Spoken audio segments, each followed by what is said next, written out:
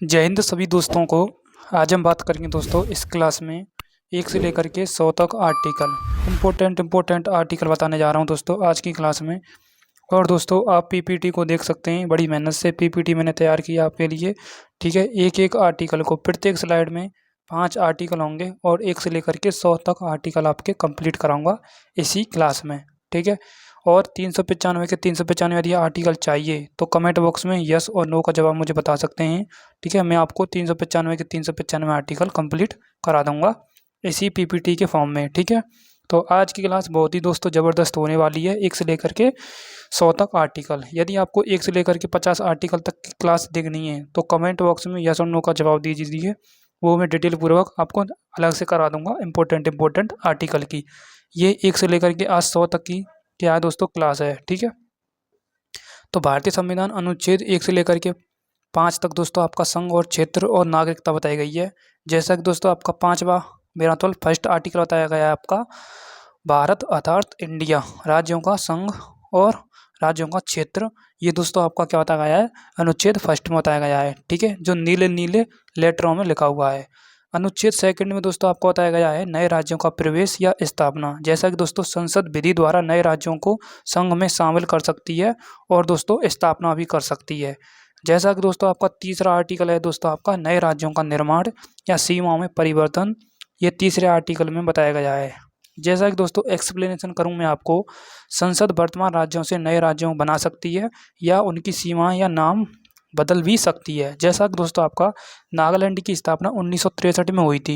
ये दोस्तों राज्य की स्थापना हो गई तो कौन से आर्टिकल के तहत हुई है, ये दोस्तों आपका हुई है दूसरे आर्टिकल के तहत। यदि सीमाओं में परिवर्तन करना है तो दोस्तों तीसरे आर्टिकल के तहत।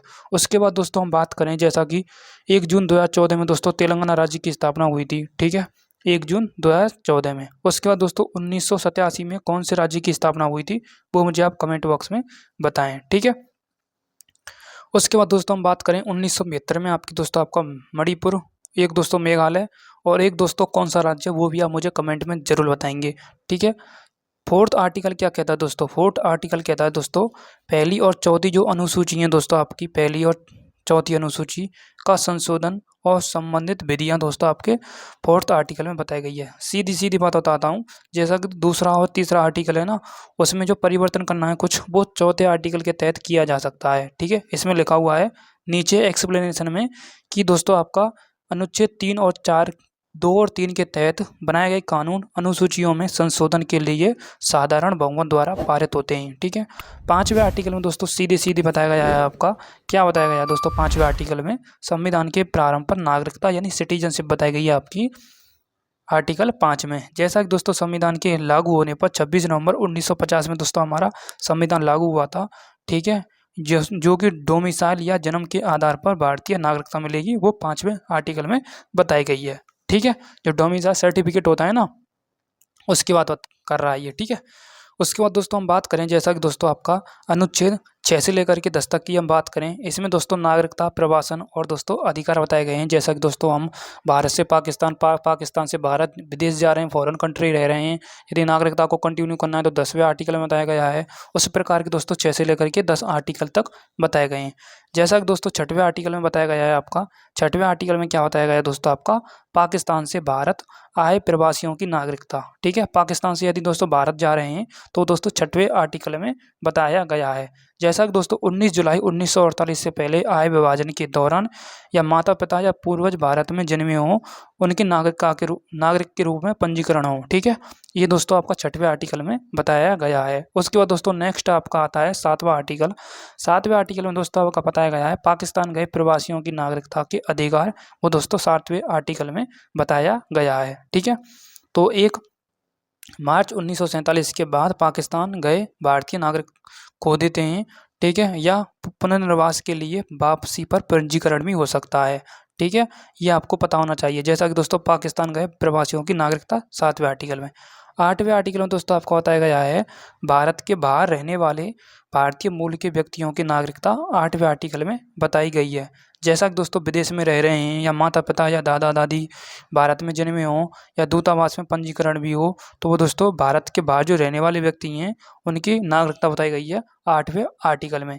ठीक है, उसके बाद दोस्तों आपका आता है आपका दोस्तों आपका 10वां आर्टिकल, मेरा मतलब 9वां आर्टिकल। 9वां आर्टिकल कहता है दोस्तों आपका, जो स्वेच्छा से विदेश में रह रहे हैं, नागरिकता प्राप्त करने पर भारतीय नागरिकता की समाप्ति हो जाएगी। ठीक है, यदि आप विदेश विदेश में रहे हैं तो दोस्तों आपकी इंडिया से आपकी नागरिकता खत्म हो जाएगी, वो 9वें आर्टिकल में बताया गया है। यदि दोस्तों आपको कंटिन्यू करना है नागरिकता को तो 10वें आर्टिकल में बताया गया है नागरिकता के अधिकारों की निरंतरता, यानी कंटिन्यूटी करनी है आपको नागरिकता को, तो दोस्तों आपका 10वें आर्टिकल में बताया गया है। ठीक है, तो ये 6 से लेकर के 10 आर्टिकल तक हो गए। आज की क्लास में दोस्तों मैं 1 से लेकर के 50 तक आर्टिकल बताऊंगा, क्योंकि दोस्तों डिटेल पूर्वक पढ़ रहे हैं हम। तो दोस्तों मैं नहीं चाहता आपको ये लॉन्ग वीडियो मिले, ओनली ये 10 मिनट का शो या 20 मिनट का शो हो। ठीक है, क्योंकि दोस्तों हमारी 5 मिनट हो चुकी हैं 10 तक आर्टिकल में, यानी प्रत्येक आर्टिकल को बताने में दोस्तों आपका करीब करीब मेरे हिसाब से 30 सेकंड लग ही रहे हैं। ठीक है, उसके बाद दोस्तों हम नेक्स्ट बात करते हैं हम 11 से लेकर के 15 आर्टिकल तक की। तो दोस्तों ये एक ही स्लाइड में 3 बार रिपीट हो चुके हैं। ठीक है, कोई दिक्कत नहीं है। तो 11वें आर्टिकल की हम बात करें, नागरिकता पर संसद कानून की शक्ति बताई गई है दोस्तों। जैसा कि दोस्तों आपका नागरिकता है, सिटीजनशिप है, तो दोस्तों आप कंटिन्यू तो करना चाहते हैं 10वें आर्टिकल के तहत, लेकिन दोस्तों इसमें पार्लियामेंट आप कानून बना सकती है। ठीक है, ये 11वें आर्टिकल में बताई गई है। ठीक है, जैसा कि दोस्तों नागरिकता कानून बनाने का अधिकार और अधिग्रहण और समाप्ति का विनियमन ये संसद के पास है। ठीक है, 12वें आर्टिकल में दोस्तों आपको बताई गई है डेफिनेशन ऑफ स्टेट। आपको याद होना चाहिए दोस्तों, मैं आपको एक ट्रिक बता रहा हूँ। ठीक है, 12 आर्टिकल, 36 आर्टिकल और 152वां आर्टिकल दोस्तों, इसमें दोस्तों कुछ भी नहीं है, ओनली डेफिनेशन ऑफ स्टेट यानी राज्य की परिभाषा ही बताई गई है आपका 12 से लेकर के 12, 36 और 152वें आर्टिकल में। ठीक है, ये आपको ट्रिक याद होनी चाहिए टिप्सों पर, हाथों पर। ठीक है, ठीक है।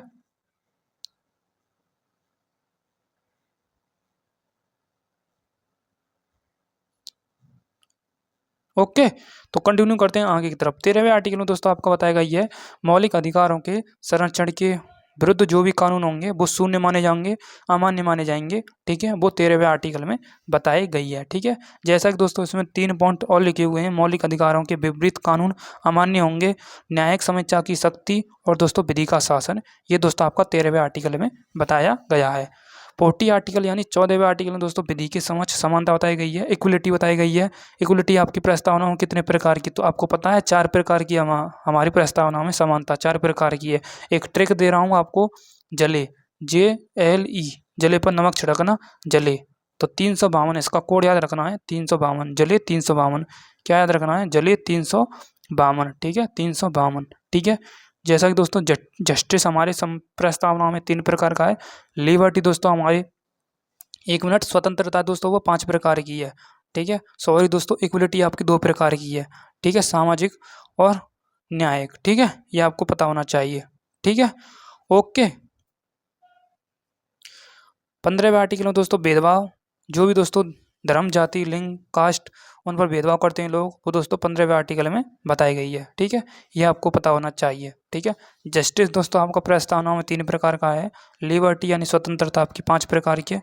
इक्वलिटी आपकी समानता कितने प्रकार की, दोस्तों आपकी 2 प्रकार की है। ठीक है, ये आपको पता होना चाहिए, सामाजिक और न्यायिक। ठीक है, आगे बात करते हैं दोस्तों नेक्स्ट है आपका दोस्तों अनुच्छेद 16 से लेकर के कहाँ तक है दोस्तों, आपका 20 तक। ठीक है, इंपॉर्टेंट है दोस्तों, यहाँ से दोस्तों मौलिक अधिकार की हम बात करेंगे, फंडामेंटल राइट की बात करेंगे। जैसा कि दोस्तों 16वें आर्टिकल में बताया गया है लोक नियोजन में अवसर की समानता, लोक नियोजन में अवसर की समानता दोस्तों 16वें आर्टिकल में बताई गई है।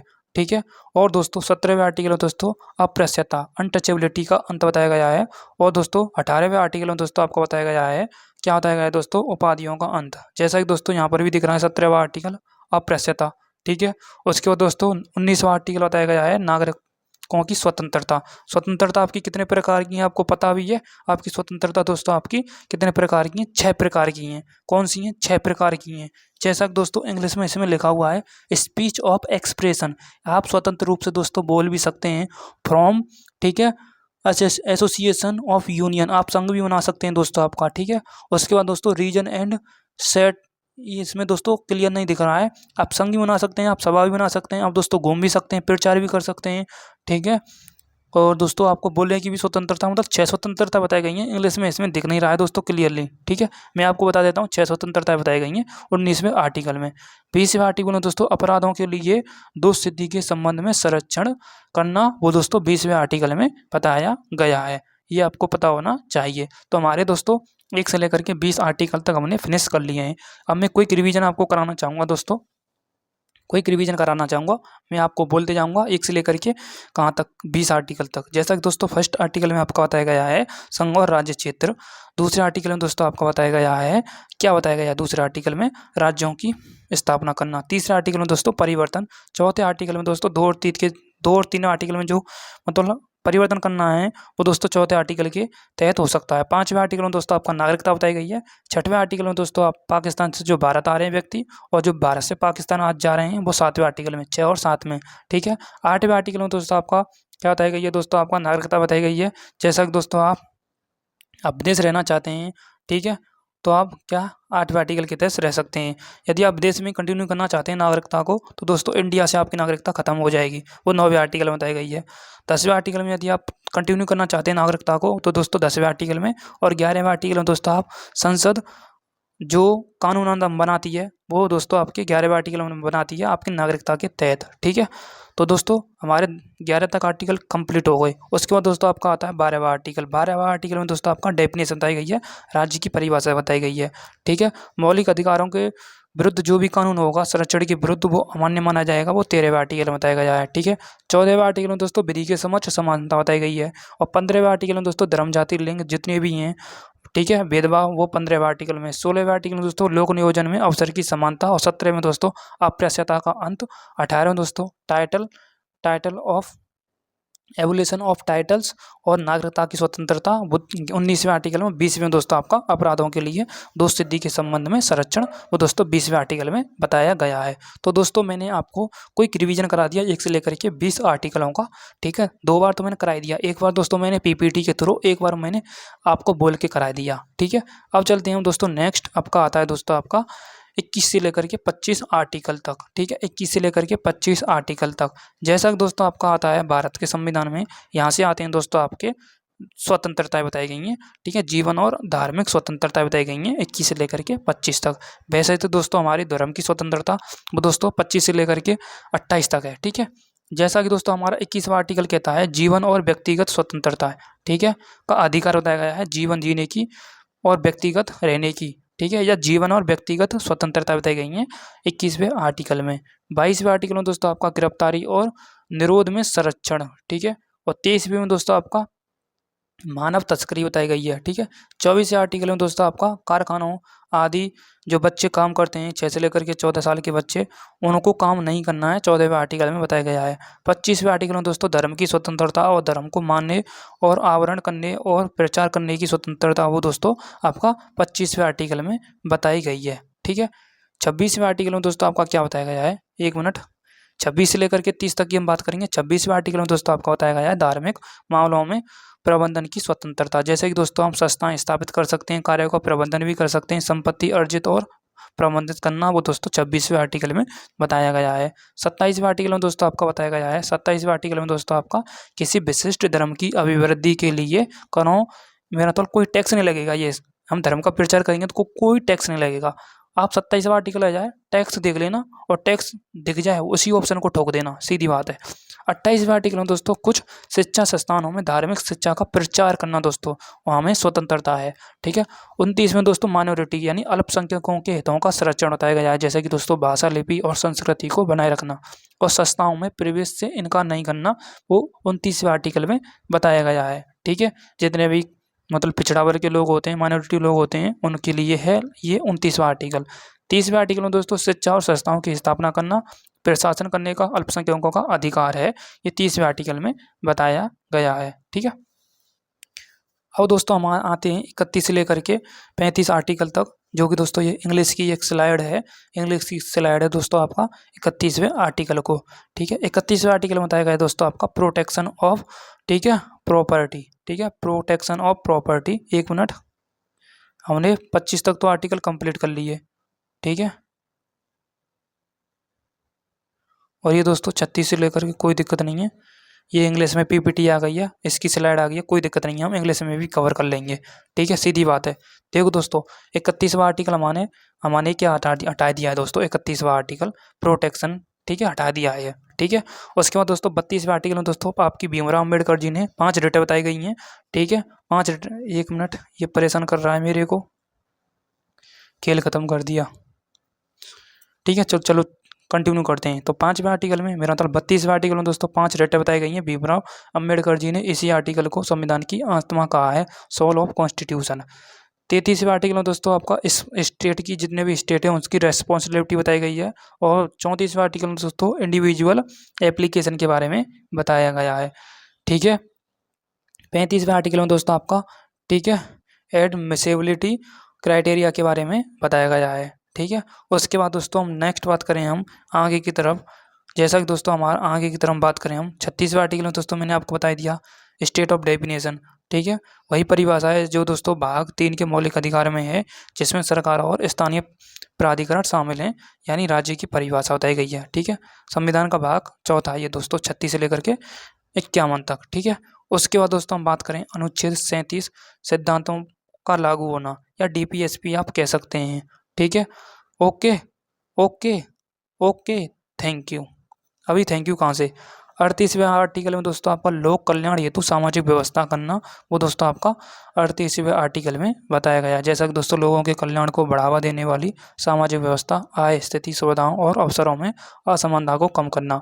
29वें आर्टिकल में दोस्तों, 39वें आर्टिकल में दोस्तों कुछ नीतिगत सिद्धांत बताए गए हैं 39वें आर्टिकल में। 40वें आर्टिकल में दोस्तों ग्राम पंचायतों का संगठन बताया गया है 40वें आर्टिकल में। ठीक है, उसके बाद दोस्तों हमारा नेक्स्ट आता है आपका 41 से लेकर के 45 तक।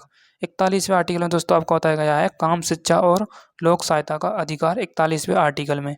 42वें आर्टिकल में दोस्तों आपका काम की न्यायसंगत दशाएं और मातृत्व राहत बताई गई है, सहायता बताई गई है 42वें आर्टिकल में। 43वें आर्टिकल में दोस्तों आपका बताया गया है कर्म या कर्मकारों के लिए जीवन निर्वाह वेतन। ठीक है, या कारीगरों के लिए जीवन निर्वाह वेतन, ऐसे भी हम बोल सकते हैं। ठीक है, 43वें आर्टिकल में। ठीक है, उसके बाद दोस्तों इसी में दोस्तों आपका फैक्ट्रियों के बारे में भी बताया गया है। ठीक है, मजदूर लोगों के लिए। ठीक है, ओके।